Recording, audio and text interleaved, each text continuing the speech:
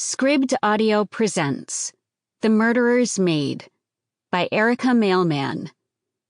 Read for you by Stacy Gonzalez.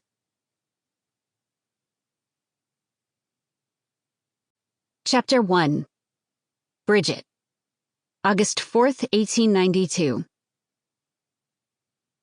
Bridget Sullivan would later learn that the mundane paths her feet took that day were important, worthy of mapping. As if she were a queen whose bannered progress changed the fates of kingdoms. Yet she was just a servant in a dour household, dipping her rag into the vile spice of vinegar to ruin her hands. She'd spent the morning trotting back and forth to the barn to refresh the pail of water as it blackened, cleaning the windows of the grit that clung to the glass.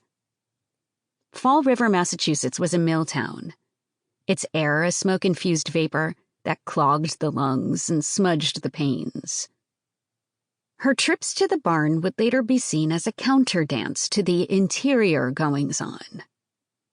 Although the windows were high, and she used a brush affixed to a long pole, she also used a ladder. Had she been able to peer into this window, what would she have been able to see just before 10 o'clock in the morning? At that window, would she have affected movements inside? Had she already moved to the north side of the home by the time blood was itinerantly spreading in the upstairs guest room? By 10:30, she was back inside, washing the other side of the glass.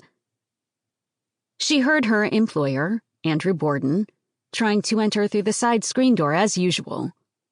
But for some reason, the hook and eye had been engaged, and, although she rushed to help, he'd already given up and gone to the front door, ringing the bell. She ran to the front door and worked at the locks. There were no fewer than 3 to manipulate on this single door. She couldn't understand why today they were giving her trouble. Easy enough to unlock a door from the inside, wasn't it? On the front stoop outside, Mr. Borden would be impatiently awaiting entrance into his own home. This family was fervent in its use of iron and latch to keep out the intruders of the world. Even interior doors were locked, as if kin feared kin.